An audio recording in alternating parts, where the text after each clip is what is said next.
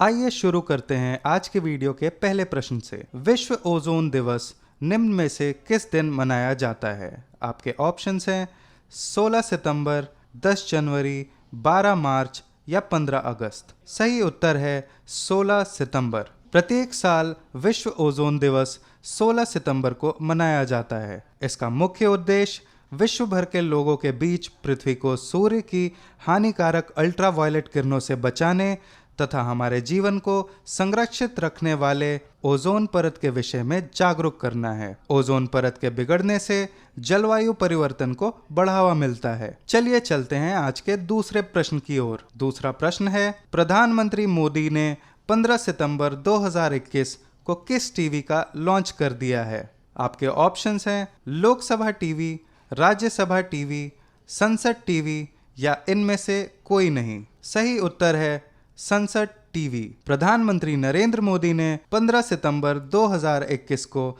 संसद टीवी को लॉन्च कर दिया है। संसद टीवी लोकसभा टीवी और राज्यसभा टीवी की जगह लेगा। अब तक लोकसभा और राज्यसभा की खबरों और कार्यवाही को दिखाने के लिए ये दो अलग अलग चैनल थे। अब दोनों को मिलाकर संसद टीवी बना दिया गया है। चलिए बढ़ते हैं अपने अगले प्रश्न की ओर। अगला प्रश्न है, मालदीव में भारत के नए उच्चायुक्त के रूप में निम्न में से किसे नियुक्त किया गया है? आपके ऑप्शंस हैं मनप्रीत वोहरा, मुनु महावर, पंकज सरन या अहमद जावेद। सही उत्तर है मुनु महावर। वरिष्ठ राजनयिक मुनु महावर को मालदीव में भारत का अगला उच्चायुक्त नियुक्त किया गया है। वर्ष 1996 बैच के भारतीय विदेश सेवा के अधिकारी महावर इस समय ओमान में भारतीय राजदूत के रूप में कार्यरत हैं। विदेश मंत्रालय के अनुसार वह जल्द ही अपनी नई जिम्मेदारी संभालेंगे। महावर मालदीव में भारत के मौजूदा उच्चायुक्त संजय सुधीर का स्थान लेंगे।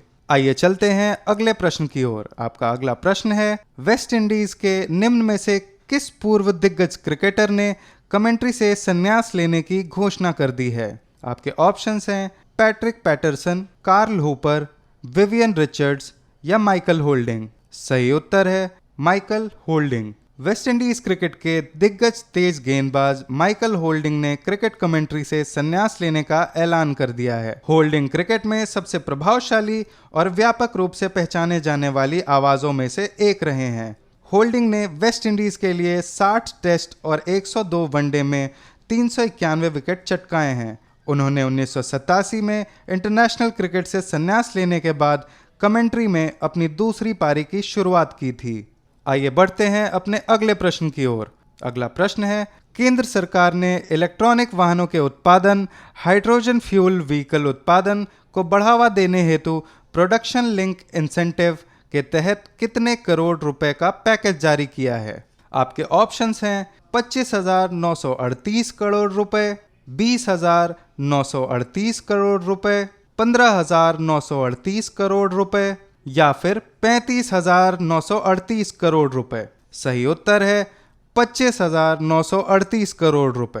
केंद्रीय मंत्री अनुराग ठाकुर ने बताया कि केंद्र सरकार ने ऑटो सेक्टर के लिए 25,938 करोड़ रुपए मंजूर किए हैं। इसके तहत इलेक्ट्रॉनिक वाहनों के उत्पादन, हाइड्रोजन फ्यूल व्हीकल उत्पादन को बढ़ावा मिलेगा। वहीं 7,60,000 लोगों को रोजगार मिलने की संभावना है। इस स्कीम के आने से विदेशों से आयात में गिरावट होगी। चलिए बढ़ते हैं अपने अगले प्रश्न की ओर। अगला प्रश्न है, अंतर्राष्ट्रीय समुदाय ने किस देश के मानवीय संकट के लिए लगभग $1.2 बिलियन की सहायता की घोषणा की है? आपके ऑप्शंस हैं पाकिस्तान, अफगानिस्तान, नेपाल या बांग्लादेश। सही उत्तर है अफगानिस्तान। अंतर्राष्ट्रीय समुदाय ने अफगानिस्तान मानवीय संकट के लिए लगभग $1.2 बिलियन की सहायता की घोषणा की है। संयुक्त राष्ट्र ने अफगानिस्तान में ज़रूरतों पर प्रकाश डाला और अफगानिस्तान के लोगों का समर्थन करने के लिए अंतर्राष्ट्रीय भागीदारों द्वारा तत्काल वित्त पोषण सहायता और कार्यों को रेखांकित किया। आइए बढ़ते हैं अपने अगले प्रश्न की ओर। अगला प्रश्न है, केंद्रीय कृषि और किसान कल्याण मंत्रालय ने 14 सितंबर 2021 को निजी कंपनियों के साथ कितने समझौते ज्ञापनों पर हस्ताक्षर किए हैं? आपके ऑप्शंस हैं 7, 8, 10 या 5। सही उत्तर है 5।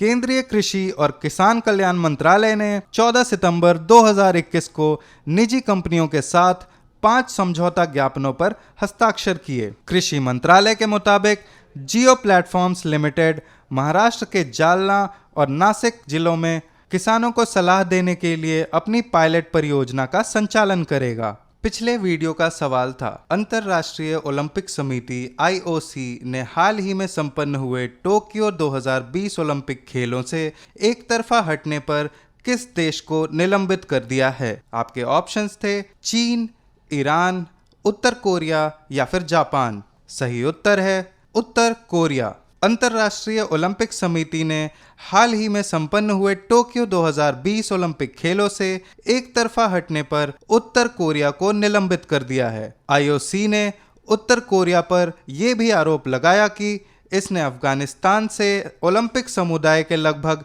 100 सदस्यों को मानवीय वीजा पर तालिबान नियंत्रित देश छोड़ने में मदद की है। अब आपके लिए आज के वीडियो का सवाल है, किस राज्य सरकार ने हाल ही में बाजरा मिशन लॉन्च किया है? आपके ऑप्शंस हैं बिहार, पंजाब, छत्तीसगढ़ या फिर दिल्ली।